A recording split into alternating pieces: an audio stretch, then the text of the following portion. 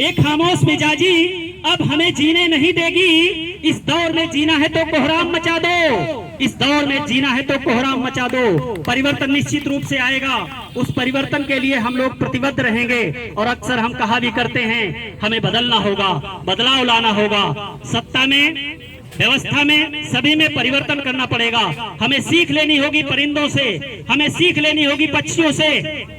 मैं अक्सर कहा करता हूं कि परिंदे भी रहा करते हैं अपने ही आसियानों में, परिंदे भी रहा करते हैं अपने ही आसियानों में, और हमने तो ताउम्र गुजार दी किराए के मकानों में। कभी भारतीय जनता पार्टी के घर में, कभी कांग्रेस के घर में, कभी समाजवादी पार्टी के घर में, कभी बसपा के घर में। अरे हमने अपना घर बनाया ही नहीं, न बनाने की कोशिश की। इस पर भी हमें विचार करना पड़ेगा दोस्तों, इस पर भी विचार करना पड़ेगा। निश्चित रूप से परिवर्तन लाना है तो अपने झंडे को बुलंद करना पड़ेगा, अपने डंडे को बुलंद करना पड़ेगा, अपना एक पथ बनाना पड़ेगा, अपना रास्ता बनाना पड़ेगा।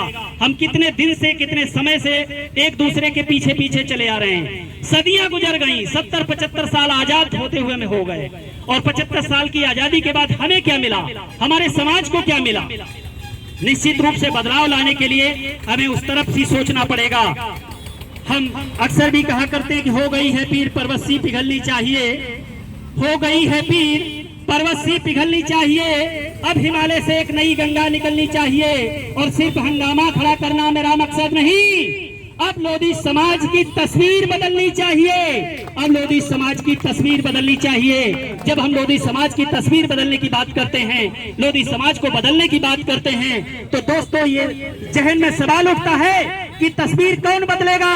तस्वीर अकेले पूरनलाल लोधी नहीं बदलेंगे, तस्वीर अकेले सुखदेव सिंह नहीं बदलेंगे, तस्वीर अकेले मोतीराम लोधी नहीं बदलेंगे।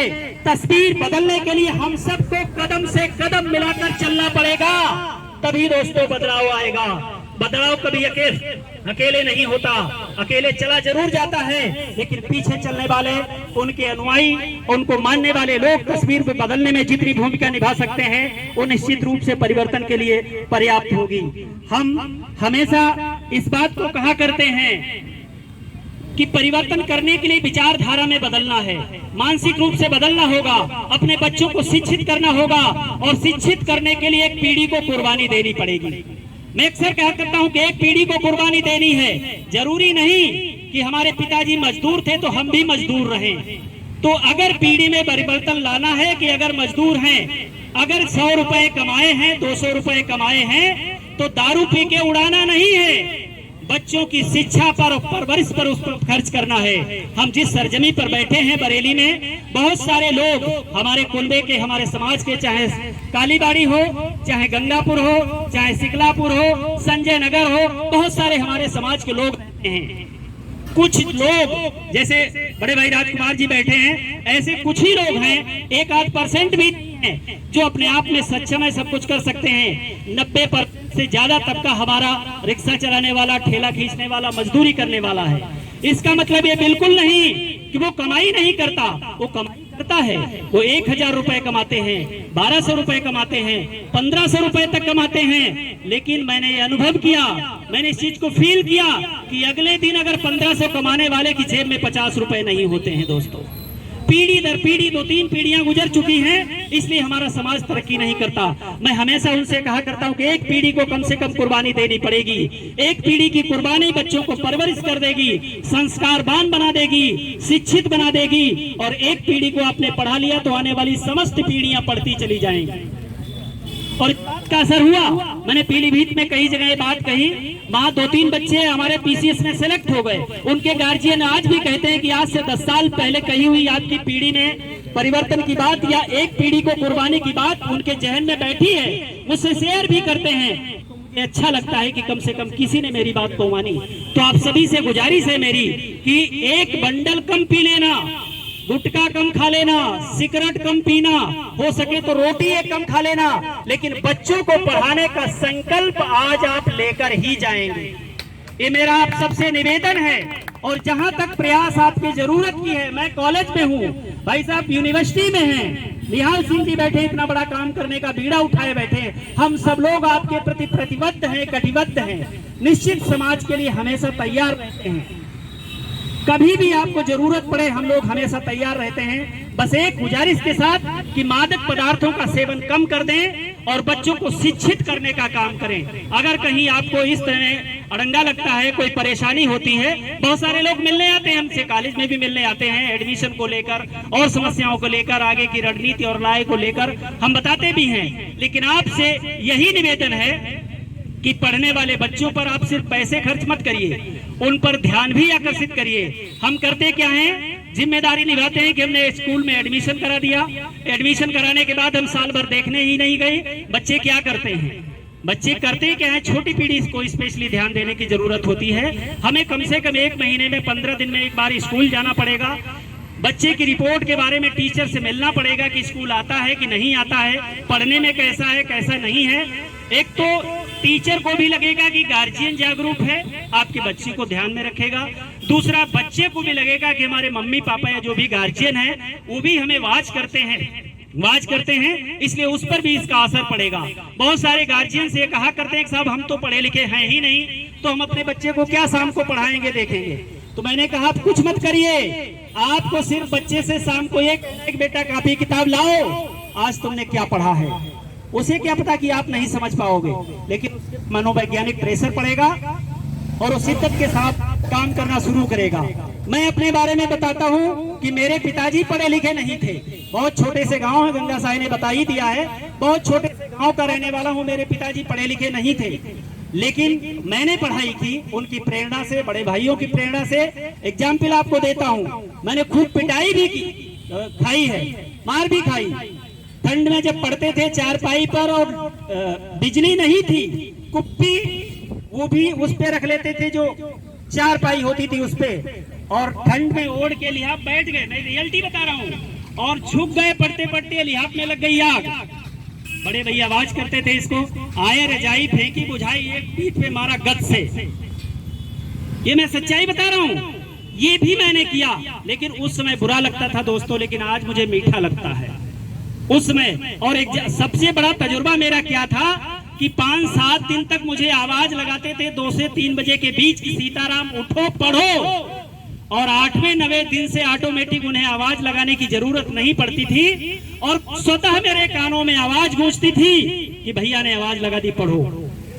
ये प्रैक्टिकल बता रहा हूं मैं। तो कुछ भी दोस्तों असंभव नहीं है, कुछ भी असंभव नहीं है। निहाल सिंह जी ने कहा कितने संघर्ष किए, हमारे समाज में सभी ने लगभग संघर्ष किया।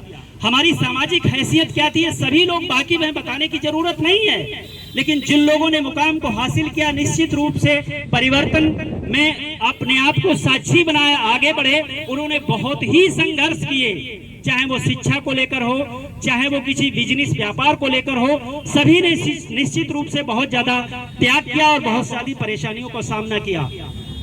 हमें विरासत में नहीं मिली, न तो शिक्षा भी विरासत में मिली, न ही व्यापार विरासत में मिला, हमें सब कुछ संघर्ष से ही हासिल करना पड़ा। इसलिए मैं गुजारिश करता हूं आप सभी से कि कम से कम बच्चों को जरूर पढ़ाइएगा, पढ़ाई में बिल्कुल कोताही नहीं, पढ़ाई आप करवाइए और उनको संस्कारवान बनाइए, क्योंकि संस्कार आपको बाजार से नहीं मिलेंगे किताबों की तरह। आप किताब खरीद के दे देंगे, पैसे दे देंगे, लेकिन बच्चों को संस्कारवान नहीं बना सकते। हम करते क्या है कि बच्चे को बुलाया, बेटा खैनी की पुड़िया ले आ, मेरा बंडल ले आ, जा सिगरेट का ले आ। ये बच्चों से कराने की परंपरा बंद कर दीजिए। 1 दिन 2 दिन 4 दिन 10 दिन जब आगे करेंगे तो एक दिन स्वाद लेने बैठ जाएगा कोने में कि कौन सी ऐसी चीज है जो पिताजी, पापा जी, भैया जी हमसे मंगाते हैं, तो एक दिन कोने में बैठ के उस चीज का स्वाद वो निश्चित रूप से लेगा।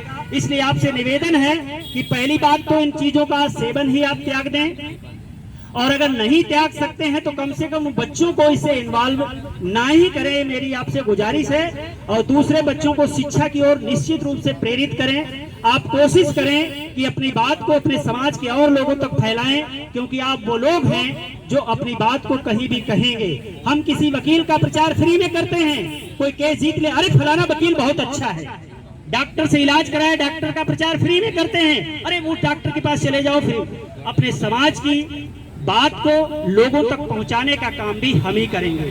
अच्छी बातें क्या है लोगों में शेयर करें। हम शाम को चौपाल में बैठते हैं, सर्दियों में अलाव जला के बैठते हैं, गर्मियों में कहीं पाकड़ के नीचे, पेड़ के नीचे बैठते हैं। बहुत सारे ऐसे हैं। हम लोग अपने कार्यक्रमों में लोगों के दावत में जाते हैं, छोटे फंक्शनों में जाते हैं, उन सभी जगह परिचर्चा इस बात की करें कि समाज को उन्नति और तरक्की कैसे हो।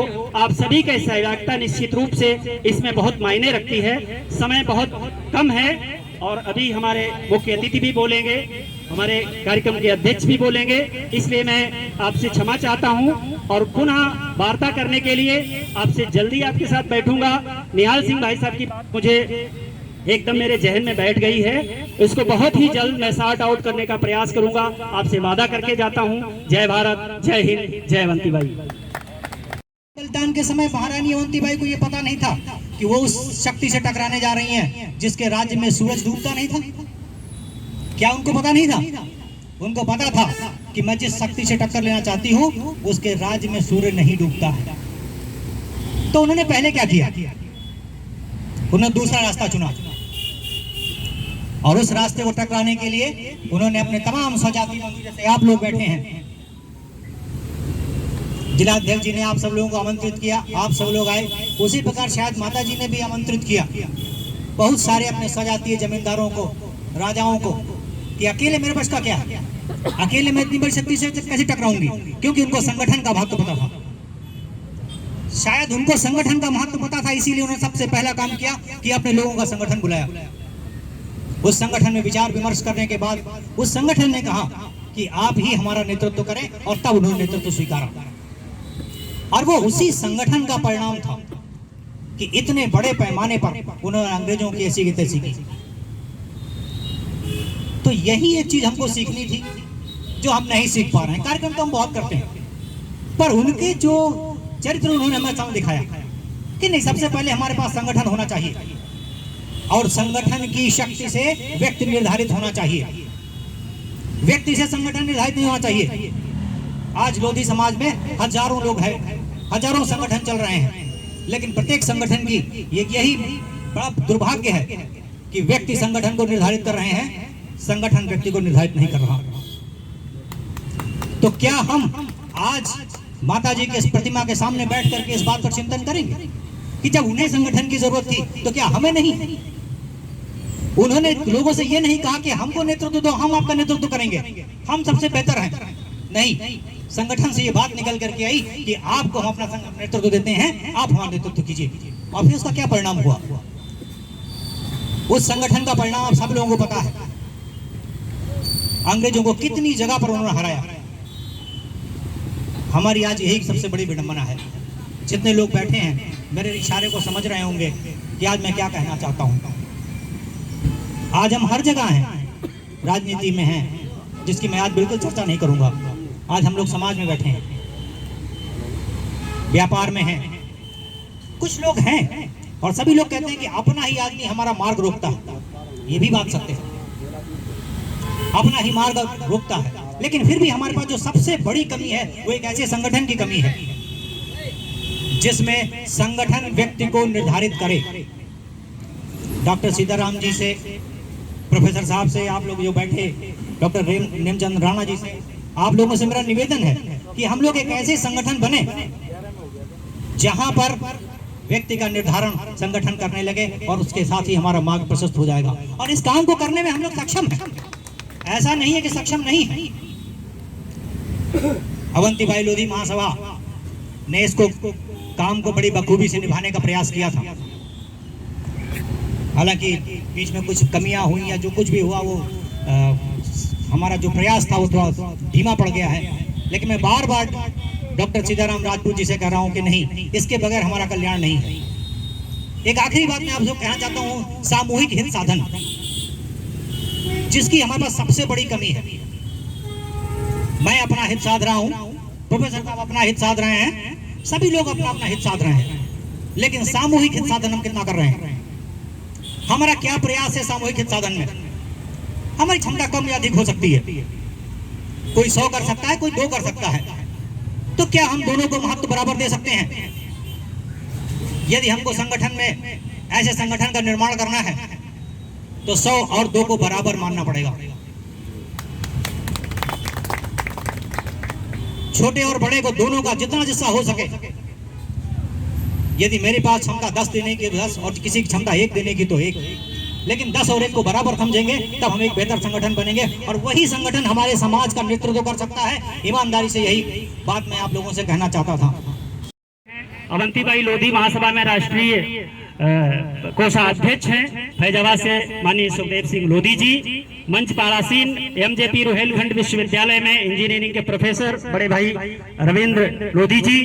मंच पर हमारे बीच बैठे भारतीय जनता पार्टी के पूर्व जिला अध्यक्ष और बहुत ही ओजस्वी वक्ता युवा नेता भाई अजय राजपूत जी। आंवला की सर्जनी से चल के आए भाई नेमचंद राणा जी। अवंतीबाई लोधी सभा में प्रदेश के अध्यक्ष रहे, काफी भूमिका आपकी रही है। हमारे बीच शहर के और एक नामचीन और शहर में एक समाज की पहचान बनाने वाले, समाज को नई दिशा और दशा देने वाले, उद्योग व्यापार मंडल में नेतृत्व करने वाले बड़े भाई राजकुमार राजपूत जी। उनके साथ बैठे हैं भाई लाले सैदाने से राजपूत जी। हमारे बीच बैठे हैं भाई मोहर सिंह राजपूत जी। लाल फाटक से चल के आए रमेश राजपूत जी। से चल के भाई हमारे पास राम प्रकाश जी, एडवोकेट मेवाराम राजपूत जी। पीलीभीत की सर्जनी से चल के आई भाई राजेश वर्मा जी, मातृशक्ति के रूप में योगेश कुमारी जी। पीलीभीत की सर्जनी से चल के भाई विनोद राजपूत जी प्रधान जी हैं भाई, और हमारे राम कुमार वर्मा जी, टोड़ीलाल जी और समस्त संभाग मंच जो यहाँ बैठा है। मैं सबके नाम शायद नहीं ले पाऊंगा, मैं क्षमा याची हूँ। और पुनः एक बार मंच से लेकर मैदान पर सभी जितने लोग बैठे हैं आज सभा में उपस्थित, मैं सभी को वंदन करता हूँ, अभिनंदन करता हूँ। तदुपरांत लोधी कुल की गौरव, जिनकी गाथा का शर पूरे देश में आज मनाया जा रहा है, लोधी कुल की गौरव है रामगढ़ मंडला मनकेड़ी में जन्म लेने वाली महारानी वीरांगना अवंतीबाई लोधी के चरणों में वंदन करता हूँ, अभिनंदन करता हूँ, उन्हें श्रद्धा सुमन देता हूँ, श्रद्धांजलि देता हूँ। शिक्षा के सागर हमारे समाज के पूरे देश में हमीरपुर राठ से पहले सांसद लोधी समाज के, और ऐसे नेता जो समाज को दिशा देते थे, देश के प्रधानमंत्री तक जाके पैर छू के आशीर्वाद लेते थे, ऐसे शिक्षा के सागर स्वामी ब्रह्मानंद लोधी जी। युवाओं की धड़कन, उन्नाव की सरजमी पर जन्म लेने वाले, लखनऊ में झंडे वाले पार्क में शहीद होने वाले शहीद गुलाब सिंह लोधी, और ऐसे तमाम ऐसे हमारे समाज के ऐसे सपूत हुए हैं, ऐसे वीर हुए हैं, वीरांगनाएं हुए हैं, उन सभी को मैं वंदन करता हूं, अभिनंदन करता हूं। दोस्तों, निश्चित रूप से बड़े गौरव का और सम्मान का दिन है, जिसे मनाने के लिए हम लोग आज बैठे हैं। बड़ी पीड़ा है और बड़ी वेदना भी है, एक ओज भी है, ओजस भी है, वक्ताओं में जोश भी है, और एक लालसा भी इस बाकायद कि हम अपने समाज को नई दिशा और दशा देने का काम करेंगे। निश्चित तौर पर जिस संस्था में हम काम करते हैं अवंतीबाई लोधी महासभा, उसका गठन 1996 में हुआ था, और माननीय प्रमोद लोधी नंगे पैर चलते हैं पूरे देश में भ्रमण करके उन्होंने लोधी समाज में जगाने का काम किया। आज उसी संस्था के बैनर पर हम काम कर रहे हैं। आज उत्तर प्रदेश ही नहीं, उत्तर प्रदेश के अलावा मध्य प्रदेश, गुजरात, महाराष्ट्र और आपका गुजरात, पंजाब, हरियाणा, जम्मू कश्मीर, बिहार, छत्तीसगढ़, झारखंड, 7 राज्यों को अगर पूरब के छोड़ दे, पूरे भारत में अवंतीबाई लोधी महासभा ने अपना परचम फहराया। और निश्चित रूप से वेदना रहा करती थी कि लोग जानते ही नहीं थे कि हमारे समाज के लोग भी बड़े बड़े ओहदों पर बैठे हैं, पदों पर बैठे हैं, लोग नहीं जानते थे। लेकिन हम लोगों ने, माननीय अध्यक्ष जी ने, इस संगठन के सभी कर्मठ समाज के साथियों ने इतना काम किया कि एक जागरूकता अभियान चलाया, जिससे लोधी समाज को एक पहचान मिली, और उस पहचान की वजह से आज सब लोग लोधी लिखने के लिए लालायित भी हैं, और चाहे उनकी इच्छा भी जाहिर हो। आज कोई भी अधिकारी हमारे यहाँ आता है, पता चल जाता है कि हमारे समाज का ही है। तो निश्चित रूप से काम करने का प्रयास किया।